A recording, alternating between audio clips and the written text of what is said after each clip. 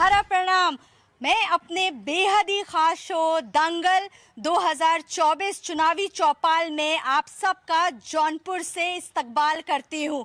इत्र इमरती और मित्र की नगरी जौनपुर में बेहद ही खूबसूरत लोग हमारे साथ हैं और हमारे इस खास कार्यक्रम में हम चर्चा करेंगे 2024 लोकसभा चुनाव की। सबसे पहले मैं अपने साथ जो यहाँ पर लोग आए हुए हैं, जो प्रवक्ता हैं, उनको इंट्रोड्यूस करा देती हूँ। मैं बता दूँ, मेरे साथ आजम खान साहब हैं जो कि राष्ट्रीय प्रवक्ता हैं समाजवादी पार्टी से।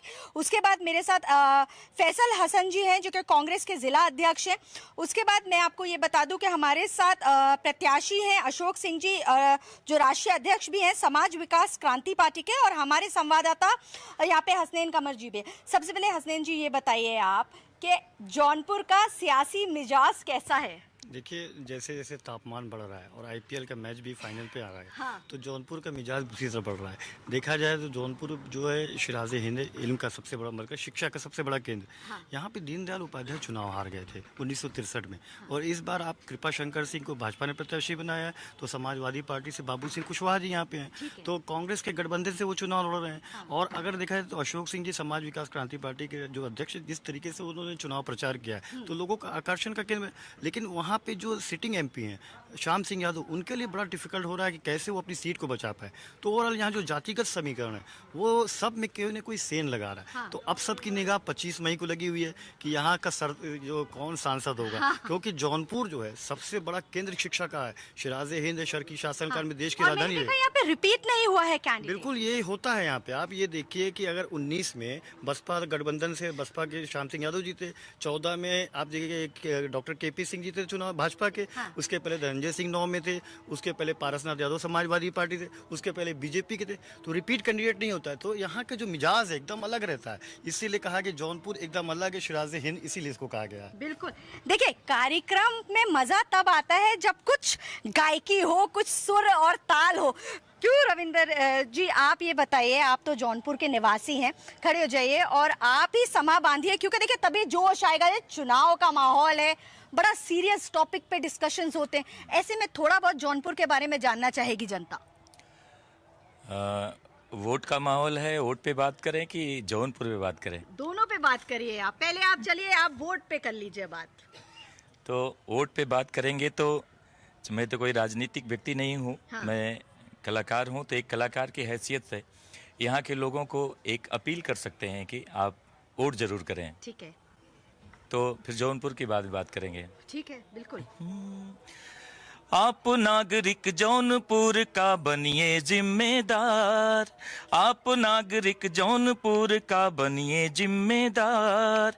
एक वोट का लोकतंत्र में सबको है अधिकार। आप नागरिक जौनपुर का बनिए जिम्मेदार। एक वोट का लोकतंत्र में सबको है अधिकार। सुंदर भारत का अपने निर्माण कीजिए, सुंदर भारत का अपने निर्माण कीजिए। पोलिंग बूथ पे जा कर के अपने मतदान कीजिए, पोलिंग बूथ पे जा कर के अपने मतदान कीजिए। देखिए, 25 तारीख को यहाँ पर पोलिंग है, ऐसे में आप जरूर मतदान करिएगा। हम जानेंगे यहाँ पर। आप ये बताइए भाई, आप प्रवक्ता हैं समाजवादी पार्टी से, क्या मिल करके गठबंधन में आप लोग लड़ रहे हैं? क्या इस वक्त क्या स्थिति है?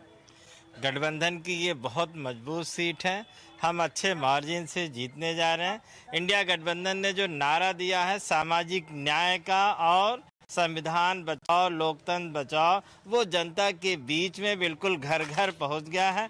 हर समाज का हर व्यक्ति इस बात के लिए सशंकित है कि भाजपा अगर इस बार आएगी तो भारत का संविधान खत्म हो जाएगा, दलितों, पिछड़ों, अल्पसंख्यकों का आरक्षण खत्म हो जाएगा। ये तमाम चीज़ें जनता के बीच में है। जनता इसके खिलाफ, उनके तानाशाही के खिलाफ वोट करने जा रही है और इंडिया गठबंधन बहुत अच्छे से चुनाव जीतने जा रहा है, यहाँ का हमारा प्रत्याशी। बिल्कुल, आपका कहना है इंडिया गठबंधन चुनाव जीतने जा रहा है। आप ये बताइए कि जौनपुर, कितना तब्दीली आई है जौनपुर में? भाई 5 साल आपके सांसद रहे, यहाँ पे बसपा से सांसद रहे, क्या आप लोगों से कभी मिले जुले, क्या स्थिति है? देखिए, ऐसा है कि आपने बड़ा अच्छा सवाल किया। सांसद जी जब डिबेट में आए पिछले दिनों में, तो उन्होंने अपना परिचय यहाँ की आवाम से अपना बताया कि मेरा नाम श्याम सिंह यादव है और मैं यहाँ का रहने वाला हूँ। हाँ। तो इस चीज़ से एहसास हो सकता है कि 5 साल वो जनपद से बहुत दूर रहे और एक हंसी की बात है कि चंद महीने पहले उन्होंने पत्रकार वार्ता करके कहा था कि मैं चुनाव नहीं लड़ने वाला हूं। लेकिन क्या मजबूरी रही कि धनंजय सिंह का टिकट बसपा से हुआ, उसके बाद रातों रात इनको भी जाके चुनाव लड़ना पड़ा। ये वो जाने, उनका दल जाने और उनकी पीड़ा जाने। कुछ ना कुछ घालमेल है यहाँ पर। हाँ, यहाँ पूरा घालमेल है। यहाँ तो मेन मूलभूत समस्या समझिए कि नोएडा में और सतहरिया पूर्वांचल के नौजवानों के पलायन को रोकने के लिए स्वर्गीय राजीव गांधी जी ने यहाँ सतहरिया की स्थापना की थी। लेकिन 89 के बाद से कांग्रेस की यहाँ सरकार नहीं है।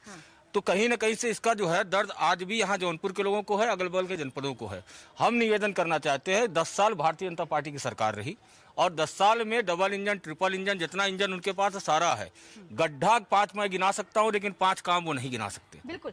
देखिए, यहाँ पर हमारे साथ प्रत्याशी भी हैं। देखिए, बहुत जोरों की कांटे की टक्कर यहाँ पे लग रही है। आप भी चुनावी मैदान में हैं इस वक्त।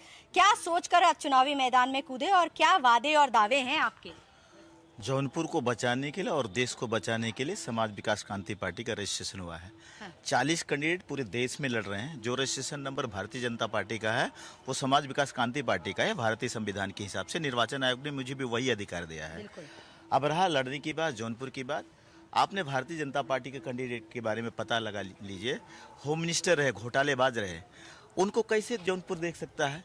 क्योंकि जब वो कांग्रेस में मिनिस्टर रहे, होम मिनिस्टर रहे, तो जौनपुर तो छोड़ दीजिए, उत्तर प्रदेश की बात भी नहीं किया किसी के महाराष्ट्र में। तो जौनपुर की जनता उनको नकार रही है। आ जाइए समाजवादी पार्टी पे, आज कांग्रेस का गठबंधन है।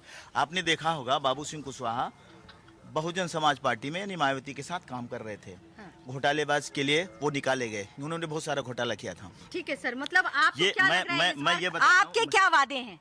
मेरे वादे हैं, मैं वादे हैं, मैं गन्ना किसान चुनाव चिन्ह लेके आया हूँ, किसान का बेटा हूँ। किसान का बेटा हूँ, गन्ना किसान चुनाव चिन्ह लेके आया हूँ। सारा किसान हमारे साथ में है। हम किसानों को 100 यूनिट बिजली फ्री करूंगा। मैं किसानों के लिए जो 60 साल के ऊपर के हैं उनको हम क्या करेंगे, हम पेंशन देंगे। ठीक है सर। और मैं यहाँ पे ओवरब्रिज बनवाने का काम करूंगा। ठीक है, मैं आती हूँ आपके पास। आप ये बताइए कि जौनपुर यहाँ से कई IAS IPS बन करके निकले, यानी कि एक एजुकेशन का हब है। यहाँ पर बड़े बड़े यहाँ से अधिकारी बन करके निकले और आज केंद्र में भी हैं और प्रदेश में भी अलग अलग महकमे में हैं। तो ऐसे में क्या लगता है, जौनपुर इतना बड़ा नाम है, इसमें आपको क्या लग रहा है, ओवरऑल क्या स्थिति है? देखिए, सबसे पहले तो अगर देखा जाए तो जौनपुर में पढ़े लिखे और IAS की संख्या इतनी ज़्यादा है जैसा कि आप बता रहे हैं। तो ये पढ़ा लिखा जिला है और हमेशा कहीं ना कहीं देश के विकास में अग्रसर रहा है। और रही बात इस चुनाव की, तो इस चुनाव में निश्चित रूप से भारतीय जनता पार्टी के विकास कार्यों की चर्चा पूरे ज़िले में है और निश्चित रूप से अपने विकास कार्यों से माफियाओं को मिट्टी में मिलाने के लिए और मोदी जी के उन सभी योजनाओं को जो जनता तक, नीचे स्तर तक हम लोगों ने जन जन तक पहुंचाया है, उस पर हम चुनाव लड़ेंगे और जीतेंगे। अब बारी है जनता जनार्दन की। देखिए, मोदी जी कह रहे हैं कि 4 करोड़ घर और बनाएंगे, यानी कि अभी जो उन्होंने घर दिए हैं उसमें 4 करोड़ घर और बनाएंगे और उसके साथ साथ घर घर बिजली पहुंचाएंगे। उनका कहना यह है कि वो अभी भी बिजली पहुंचा रहे हैं और ज्यादा बिजली पहुंचाएंगे। साथ ही साथ उन्होंने कहा कि हमने जनधन खाते खुलवाए, शुद्ध पानी पीने का पहुंचाए। ऐसे में हम जनता से जानेंगे कि मोदी जी के ये वादे कितने सच्चे हैं और क्या वो एक बार फिर से मोदी जी पे भरोसा करेंगे। अब की बार 400 पार का जो उनका नारा है, कितना सत्य होने जा रहा है? बिल्कुल सत्य नहीं हो रहा है। वो 40 पार करने बहुत बड़ी बात है। आपको मैं बता दूं, डोमनपुर गांव है आपके शाहगंज के पास, सबरहत के पास, और वहां पे हुआ क्या कि मुसहर बस्ती है 100 घर की। बिजली है ही नहीं। जैसे लगता है उनको अछूता छोड़ दिया गया है मरने के लिए। कोई पूछने वाला नहीं कि बिजली क्यों नहीं गई। सब जगह विकास कार्य की बात होती है, लेकिन वहां क्यों नहीं गया गया। ऐसे एक कुधुआ गांव है आपके बदलापुर में, वहां पे जो है आप देख लीजिए, वहां पे रास्ते नहीं है, लोगों को आने जाने में दिक्कतें होती, कॉलोनियां नहीं मिली हैं। विकास कार्य देखना है तो आप बॉर्डरों पे देखिएगा, कहीं विकास आपको दिखने को नहीं मिलेगा। हाँ, उनके किताबों में मिलेगा। मैं जानता हूं 4 लोग हैं जो पूरे देश को, 2 लोग बेच रहे हैं, 2 लोग चला रहे हैं। कौन खरीद रहा है?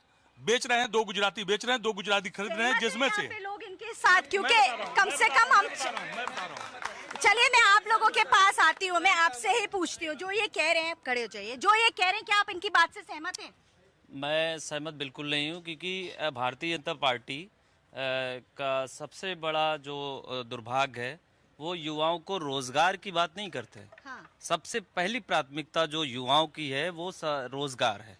आज मेडिकल कॉलेज की जो स्थापना की गई, अगर मैंने एक डिबेट में जिला अध्यक्ष जी से पूछा था कि आपने मेडिकल कॉलेज में जौनपुर के कितने लोगों को रोजगार दिया है, तो उन्होंने बताया कि मेरे पास कोई आंकड़ा नहीं है। तो आप किस बात की पार्टी की बात करते हैं और कैसे आप अपने जिले का नेतृत्व करेंगे? तो युवाओं को जो नहीं सोच रहा है, तो यकीनन आज तक किसी भी चुनाव में संविधान बदलने की बात नहीं आई। इसका मतलब ये है कि संविधान इस बार अगर आएंगे तो बदला जाएगा, लेकिन ये पूरा विश्वास है, यकीन है ये संविधान बदलने की बात बार बार होती है, इससे क्या इम्पैक्ट पड़ने वाला है इस पूरे ओवरऑल चुनाव में? आपको लगता है कि अगर ये सरकार रिपीट होती है तो संविधान बदला जाएगा? मोदी जी कहते हैं कि राहुल गांधी और जब ये गठबंधन की सरकार आएगी तो वो संविधान में चेंजेस करेंगे।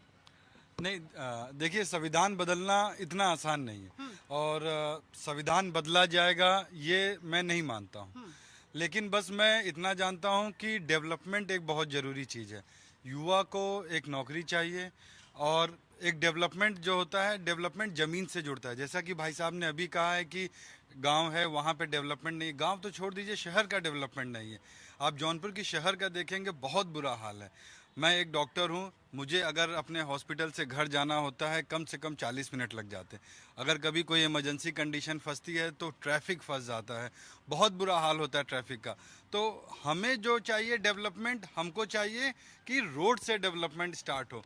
मोदी जी एक बहुत अच्छा काम किए हैं, उन्होंने आयुष्मान भारत की स्कीम दिया है जो कि मतलब गरीबों के लिए बहुत मददगार है।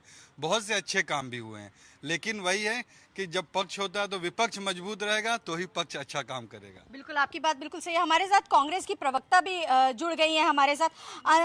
हाँ, अच्छा, बीजेपी की प्रवक्ता जुड़ गई है, माफ करिएगा अंजना सिंह जी। आप ये बताइए, मोदी जी कह रहे हैं कि जनधन योजना उन्होंने पहुंचाई घर घर, साथ ही साथ उज्ज्वला योजना जो कि महिलाओं के लिए काफी फायदेमंद, गांव गांव घर पहुंचाए, यानी कि महिलाओं के नाम पर। आपको क्या लग रहा है फिर इस बार वीक लग रहा है आपका कैंडिडेट यहाँ से जौनपुर से? मैम, सबसे पहले तो मैं ये कहना चाहूंगी, कैंडिडेट वीक नहीं है और सरकार की जो योजनाएं हैं, जनधन योजना हो जाए, चाहे उज्ज्वला योजना हो जाए, चाहे आवास की योजना हो जाए, महिलाओं तक पहुंची है। मैं गांव-गांव में भी मैंने सर्वे किया है और मैंने पाया है कि महिलाएं खुश हैं। और ये लोग कह रहे हैं विकास ही नहीं है। भाई जो कह रहा है, भाई कुछ तो मुद्दा चाहिए सबको। विकास नहीं है, और जो कहते हैं विकास नहीं है वही सबसे ज्यादा उसका लाभ लेते हैं। आप ये बताइए, आप सहमत हैं इनकी बात से? ये कह रही हैं बहुत विकास हुआ है।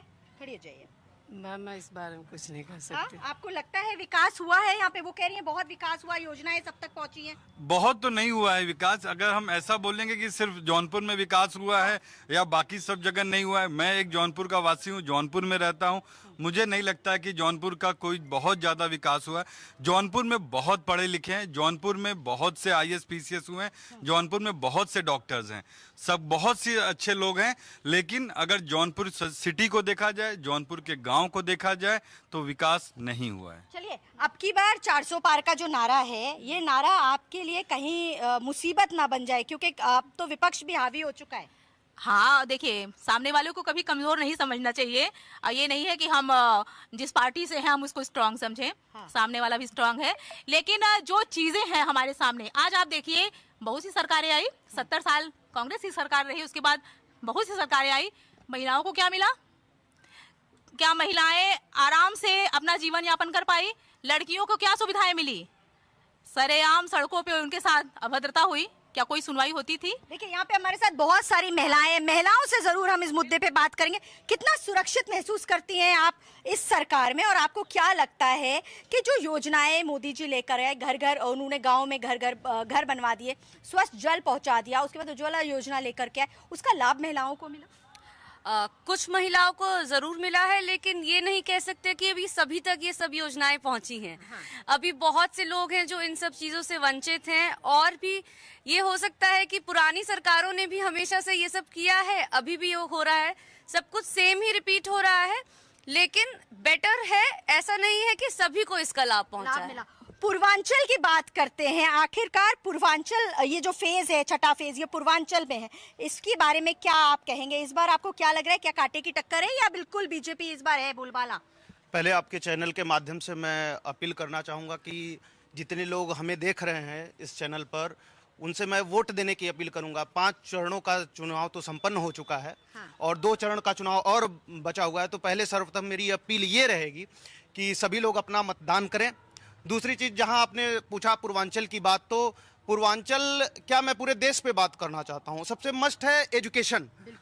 एजुकेशन पे अभी तक जितनी डिबेट हुई है मैं देखा हूँ बहुत कम, 2-4 डिबेट होती हैं जितने भी न्यूज़ चैनल्स हैं वहाँ पे डिबेट एजुकेशन पे कम होती है। मस्ट है एजुकेशन। जब तक हम एजुकेशन पे बात नहीं करेंगे, उस पे काम, तो हम ना वुमेन एम्पावरमेंट पे काम कर पाएंगे कभी, ना ही अच्छी राजनीति। आज जौनपुर तो एजुकेशनल हब है। कहने की बात है, मतलब कुछ एक जगहों पर, जैसे आप क्या, हम लोग एक बारे में कह देते हैं कि नहीं जौनपुर IAS PCS का गढ़ है, मतलब चंद जगहों पर, जैसे माधोपट्टी हमारा एक गांव है हमारे जनपद का, ऐसे कुछ जगह हैं जहां पर। मैं एक केएन फाउंडेशन संस्था भी चलाता हूं एजुकेशन के लिए। 750 बच्चे, गरीब बच्चे वहां पढ़ाई करते हैं। अच्छी बात है। तो एजुकेशन मैं जहाँ जाके देख रहा हूँ, अभी तो यहाँ आके लोग बोल देते हैं कि महिलाएं खुश हैं, या वहां जाके देखिए तो गरीब कोई है, बचा ही नहीं है। अरे काहे नहीं बचा है? आप समझो बेरोजगारी दर आप उठा के देखो, 5.2 से 7.8 तक चली गई, अभी कुछ बचा ही नहीं है। बेरोजगारी का मतलब रोजगार, हमारे यहाँ देश के प्रधानमंत्री बताते हैं कि कोई किसी न्यूज चैनल के बाहर आपके ठेला लगा के पकोड़ा बेचे तो वो रोजगार हो गया। आप कह रहे हैं रोजगार रोजी रोटी हुई, वो रोजगार नहीं है। हाँ। आप ये बताएं, आप सहमत हैं, रोजगार है कि नहीं है आपके देश में? युवा परेशान है कि नहीं है? देखिए, आज के समय में देखा जाए तो युवा तो बिल्कुल बेरोजगार है। शिक्षा के मामले में क्या ही शिक्षा है, शिक्षा की कोई गुणवत्ता नहीं रह गई है। कहने के लिए यहाँ 500 मेडिकल कॉलेज खुल गए हैं, मेडिकल कॉलेज में कोई फैकल्टी नहीं है। आप देख लीजिए, जौनपुर का ही स्थिति बता रहे हैं। यहाँ से जो बच्चे डॉक्टर बन के निकलेंगे वो क्या देश की सेवा करेंगे? तो ये सब देखते हुए कोई डेवलपमेंट हुआ नहीं। जौनपुर वासियों, इतना शांत मत बैठिए, कम से कम अपने मुद्दे तो उठाइए। हम आपके लिए आए हैं, आपके मुद्दे सुनने के लिए आए हैं, कम से कम आपके मुद्दे तो पहुँचे जनता मोदी जी तक। मैं मोदी जी से और यहाँ के भाजपा के प्रवक्ता जी से ये कहता हूँ कि जौनपुर के 10 काम ये बता दें जो विकास यहाँ किए हों। अच्छा। और ये सिर्फ झूठ फैलाना और जनता को भ्रमित करने का काम करते जा रहे हैं। अच्छा, आप बताइए। मैं भाई साहब को बता दूं, मैं यही पांडरीवा वार्ड का निवासी हूं। जब समाजवादी पार्टी की सरकार चली थी 2012 में, तो समाजवादी पेंशन चला था। वो सिर्फ पेंशन केवल समाजवादी कार्यकर्ताओं के पास था। आज देश के प्रधानमंत्री नरेंद्र मोदी जी, आप पूरे जौनपुर में आकलन कर लीजिए, सबके पास था। आप नाम गिना दीजिए, किसी का पास। देखिए, कोई भी सरकार हो, वो सरकार चुन के आती है तो वो जनता का काम करने के लिए आती है। आपको अगर सद्भावना पुल देखेंगे, समाजवादी सरकार में बना, वो 2 साल में बनकर तैयार हो गया। उसके बगल में रिवर फ्रंट बन रहा है, जो भाजपा सरकार में ऐसा उलझा कि 10 साल में बनकर नहीं तैयार। ये जो कह रहे हैं कि केवल जो है कि लोगों को देख के बांटा गया, आप गांव-गांव में जाइए, गरीब महिलाओं के यहाँ जाके देखिए, वो 500 रुपए आज भी महिलाओं को, समाजवादी पार्टी को 500 रुपए आज भी याद है। इलेक्टोरल बॉन्ड की जो लिस्ट है, वो सारी लिस्ट जो चंदा लिया गया, वही उसी चंदे से लोगों को घर बनवा दिया गया। वो मोदी जो है 400 कितना घर बनवाने वाले हैं, 4 लाख, वो खुद बेघर होने वाले हैं। अच्छा। वो क्या विकास करेंगे, वो क्या विकास करने लायक अच्छा, मोदी जी ने अभी अपने एक भाषण में कहा है कि जो बुजुर्ग हैं, 70 साल के ऊपर परिवार में जो बुजुर्ग लोग हैं, उनका मुफ्त में इलाज किया जाएगा। फार्म भरा जा रहा है। मैडम 70 साल के जो ऊपर हो चुके हैं, उनका फार्म भरा जा रहा है। अच्छा। रही बात अभी हुआ कि संविधान बदला जाएगा, किसी माई के लाल में हिम्मत नहीं है कि आने वाले समय में कोई संविधान बदल ले। पहली बात। दूसरी बात, भाई ने कहा कि लैपटॉप बांटा गया, वो लैपटॉप किसका काम का था जब बिजली ही नहीं थी, लोग बिजली से परेशान थे। और मैडम, आप कह रहे हैं विकास, 10 काम गिनाने के बाद 10 काम नहीं 100 काम गिना जा सकता है जौनपुर के अंदर, शहर के अंदर। ये चश्मा जो है 10 साल पहले वाला उतार दीजिए। अच्छा भाई साहब, ये इन्होंने कहा कि काम इन्होंने बहुत किया है, 10 काम गिना नहीं पाए। और इन्होंने जानते हैं क्या दिया है? 140 करोड़ जनता को मौत के घाट उतारने वाला टीका दिया है। जो हमारे प्रधानमंत्री जी थे, बाथरूम पे भी अपना फोटो लगाते थे, और टीका के जो प्रमाण पत्र मिलता था उसमें फोटो लगाते थे। सोचिए कितना बड़ा घपला कि तुरंत फोटो उस पे से हट गई। 140 करोड़ जनता के साथ उनको जान का समझ लीजिए सौदा किया गया है इलेक्ट्रिक बॉन्ड के थ्रू। ये पाकिस्तान की बात करते हैं, पाकिस्तान से इन्होंने पाकिस्तान पावर कॉर्पोरेशन से इन्होंने चंदा लिया है। वो तो कह रहे हैं ये जो विपक्ष है वो पाकिस्तान की बात करता है, डरता है पाकिस्तान। अगर आप कह रहे हैं विपक्ष पाकिस्तान की बात करता है तो चंदा कौन लिया है? ये तो इलेक्ट्रिक बॉन्ड के थ्रू मालूम हो गया। वो तो धन्यवाद मनाइए, जब लिस्ट निकली तो लिस्ट में मालूम हो गया। 70 साल में जो उन्होंने इलाज की बात की है, 70 साल में दुनिया में लोगों का जाने का वक्त हो जाता है। उस वक्त इलाज की बात कर रहे हैं। इलाज की सीमा होनी चाहिए थी 50 के बाद होनी चाहिए थी। मैं बात करना चाहूंगी कि सबसे पहले तो भाजपा की बात हो रही है। तो भाजपा के भाई साहब ने कहा कि कोरोना का जहर इन्होंने मतलब मौत बांट रहे हैं। कम से कम कोरोना में आप सुरक्षित तो रहे। आधी दुनिया खत्म हो गई। जो भारत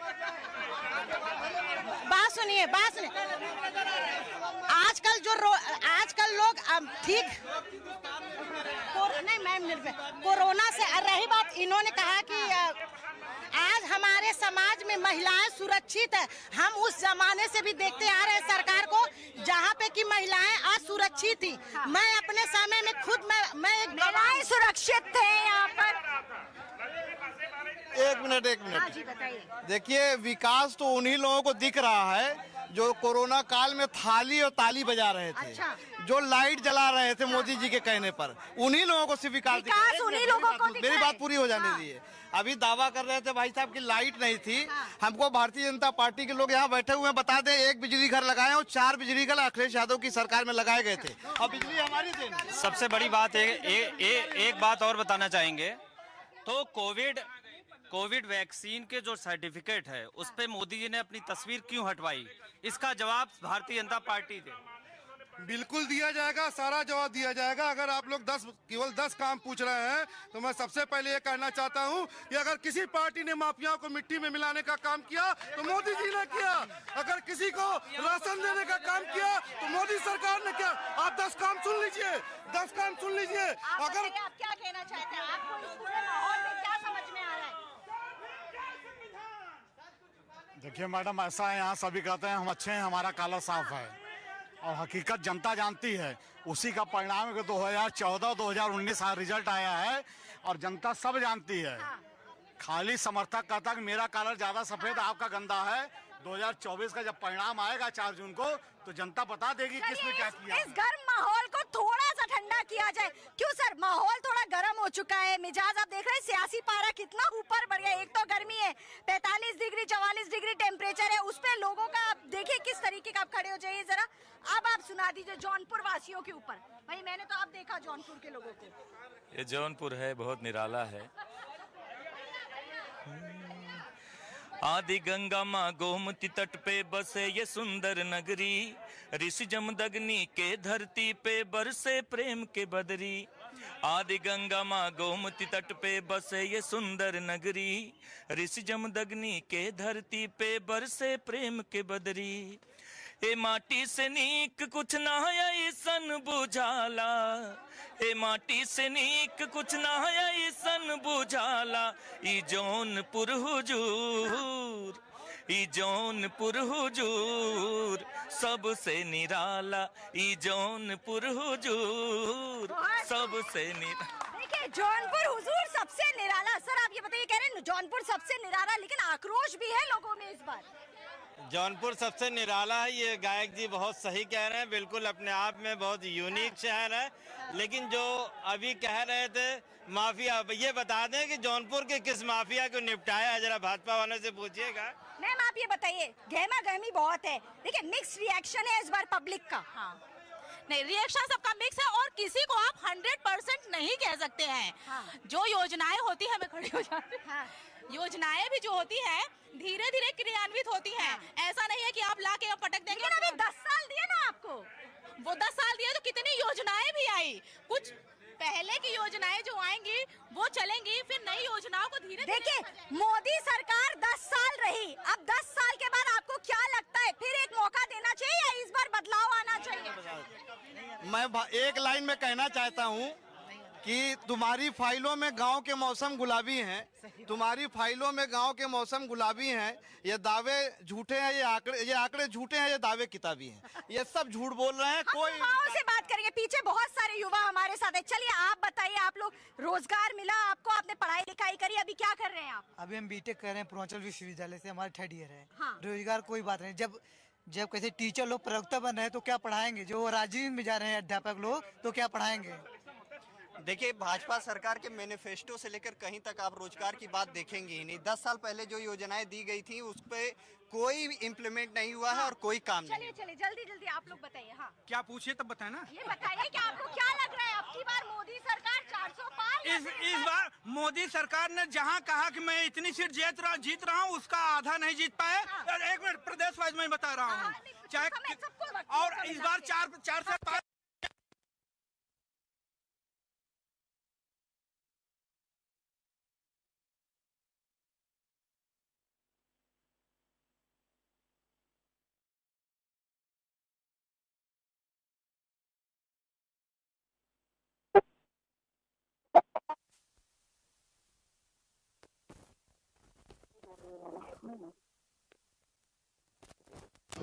चलिए आप ये बताइए, सरकार की लड़ाई है, रोजगार की लड़ाई है, क्या लग रहा है इस बार?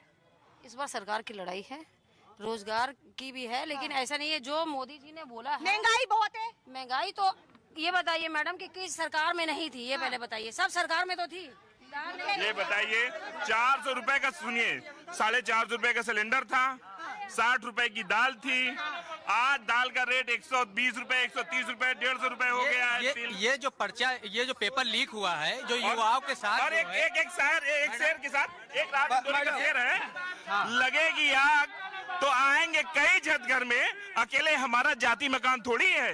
मैडम हम बता, शांत भैया, 400 रुपए का सिलेंडर मिलता था, बात सही है।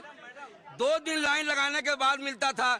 4 दूनी 800, एक दिन लाने में 1200 और सुविधा नहीं थी। हुआ है, युवाओं के साथ जो खिलवाड़ किया जा रहा है, इसका जवाब दे दे, क्यों लीक हो रहा है? मैडम, ये पेपर लीक का मामला ये लोग जो उठाते हैं, पहले पेपर लीक कहीं कितना होता था।